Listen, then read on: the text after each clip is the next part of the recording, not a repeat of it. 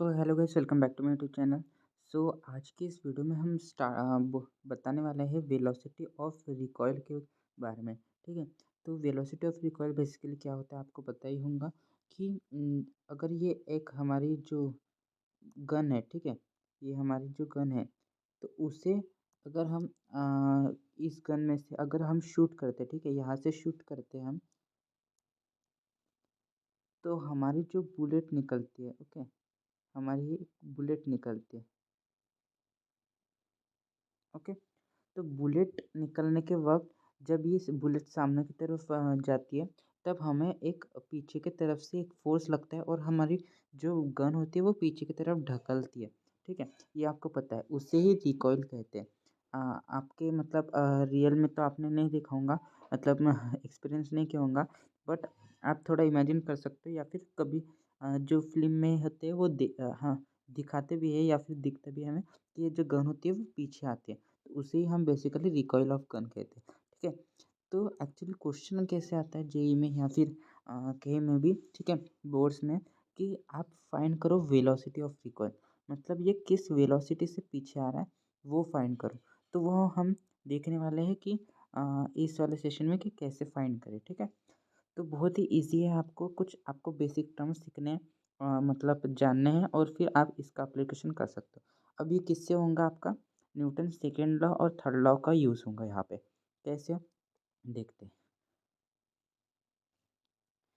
तो सबसे पहले हम देखते हैं, हम पैरामीटर्स ले लेते हैं कि मान लो ये एक हमारी बुलेट थी जो बाहर निकल गई है यहाँ से, ओके, यहाँ से बाहर निकल गई है, और इस बुलेट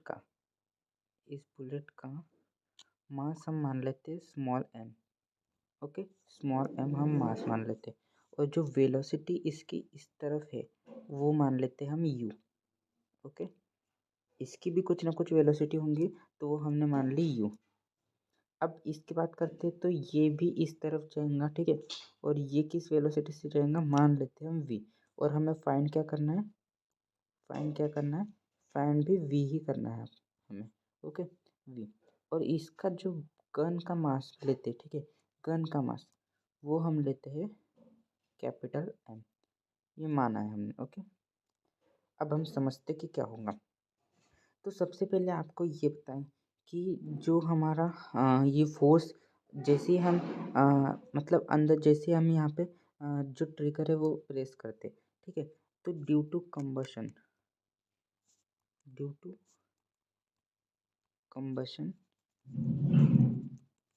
टू कंबशन क्या होता है, एक फोर्स जनरेट होता है, और फोर्स जनरेट होने की वजह से ये जो बुलेट है वो उस तरफ जाती है, ठीक है। तो ये जो फोर्स है वो क्या है, इंटरनल फोर्स है।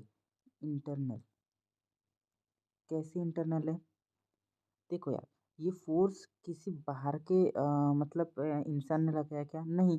जो फोर्स ये मतलब यहाँ पे जो लगा है, ठीक है, एफ फोर्स लगा है, कैसे दिखेंगे आपको फोर्स, देखो यार, यहाँ पे ये जा रहा है इस साइड में, तो कुछ ना कुछ यहाँ पे फोर्स लग रहा होगा बुलेट पे, और ये बॉडी पे इस तरफ कुछ ना कुछ फोर्स लग रहा होगा, ठीक है। तो यही फोर्स कहाँ से आया, कंबशन से आया, राइट, कंबशन से आया। और ये कंबशन से आने की वजह से और कहीं बाहर से ना आने की वजह से ये फोर्स कौन से, इंटरनल फोर्स है। और आपको पता है कि इंटरनल फोर्स जब होते हैं तो एफ एफ एक्सटर्नल यहाँ पे ज़ीरो है। क्यों एफ एक्सटर्नल ज़ीरो, क्योंकि आपको कहीं दिख रहा है कि किसी बाहर के इंसान ने या फिर बाहर के कुछ मटेरियल ने फोर्स लगाया, नहीं, सिर्फ ये अंदर के अंदर फोर्स हो रहा है ना, तो एक्सटर्नल फोर्स ज़ीरो है। अब देखो, एक्सटर्नल फोर्स ज़ीरो किसके लिए, ये पूरे सिस्टम के लिए, सिस्टम सिस्टम हम किसको मान रहे हैं, ये पूरे गन और बुलेट के पूरे सिस्टम, दोनों चीज़ों को एक सिस्टम मान रहे हैं, और उसमें हमारा एफ एक्सटर्नल ज़ीरो है। अगर हम सिर्फ इंडिविजुअल गन की बात करें या फिर बुलेट की बात करें तो वो बात अलग हो जाता है, वहाँ पे एक्सटर्नल फोर्स लग रहा है, ठीक है, वहाँ पे एफ एक्सटर्नल फोर्स लग रहा है, इसलिए तो वो पीछे या फिर आगे जा रही है। बट अगर हम इन दोनों सिस्टम की बात करें, गन और बुलेट की, तो वो एक सिस्टम है और उसमें एक्सटर्नल फोर्स नहीं लग रहा है, ठीक है। तो इन हम पूरी सिस्टम की बात करें, इसलिए एफ एक्सटर्नल हम ज़ीरो लेंगे, ओके। अब हम देखते हैं, अगर एफ एक्सटर्नल ज़ीरो हो तो हमें जो न्यूटन सेकेंड लॉ के हिसाब से हमें पता है कि एफ इक्वल्स टू क्या होता है, F equals to D P upon D T, ये होता है F equals to D P upon D T. और अगर हमारा एफ एक्सटर्नल ज़ीरो है तो जो डी पी होगा, ठीक है, डी पी हमारा पूरे बॉडी का सिस्टम का, वो भी क्या हो जाएगा, ज़ीरो हो जाएगा। क्योंकि देखो D P upon D T, ये डी टी इधर जाएगा तो डी पी क्या आ जाएगा हमारा, डी पी भी हमारा ज़ीरो आ जाएगा। मतलब कि जो मोमेंटम है, ठीक है, डी पी मतलब क्या होता है, पी इक्वल्स टू मोमेंटम होता है, ये तो पता ही होगा मोमेंटम। तो मोमेंटम हमारा क्या है, इक्वल्स टू ज़ीरो है। तो मोमेंटम हम ज़ीरो है तो पी फाइनल और पी इनिशियल हमारा ज़ीरो हो जाएगा, ठीक है। पी इनिशियल भी ज़ीरो हो जाएगा, पी फाइनल भी ज़ीरो हो जाएगा, ठीक है। हम ये इनिशियल और फाइनल किसकी बात कर रहे हैं, पूरी सिस्टम की बात कर रहे हैं, ठीक है। बार बार बोल रहा हूँ, ठीक है। इसमें ही लोग कंफ्यूज होते हैं यार कि फोर्स भी लग रहा है, ये देखो फोर्स लग रहा है इसलिए इधर जा रहा है, बुलेट पे फोर्स लग रहा है ये इसलिए इधर जा रहा है। तो ये बार बार फोर्स को ज़ीरो कैसे बोल रहे हैं। देखो अगर बुलेट की सिर्फ बुलेट की बात करें तो ऑब्वियसली इस तरह फोर्स लग रहा है, नो डाउट। बट अगर हम बुलेट और ये गन इन दोनों को कंबाइन एक सिस्टम माने, ठीक है, एक सिस्टम, तो इधर फोर्स लग रहा है इधर फोर्स लग रहा है, दोनों को दोनों बाजू में फोर्स लग रहा है, तो नेट फोर्स क्या हो जाएगा, ज़ीरो हो जाएगा। इसलिए सिस्टम में कोई फोर्स नहीं आ रहा है, ठीक है, सिस्टम में कोई भी एक्सटर्नल फोर्स नहीं आ रहा है। तो इसलिए जो सिस्टम का जो हमारा पोटेंशियल सॉरी मोमेंटम होगा वो भी क्या हो जाएगा, ज़ीरो हो जाएगा, ठीक है, वो भी क्या हो जाएगा, ज़ीरो हो जाएगा। तो अब हम इस इक्वेशन को हम लिखेंगे, ठीक है, इस इक्वेशन को लिखेंगे P final equals to P initial equals to ये ज़ीरो हो जाएगा। That means P final equals to zero हो जाएगा।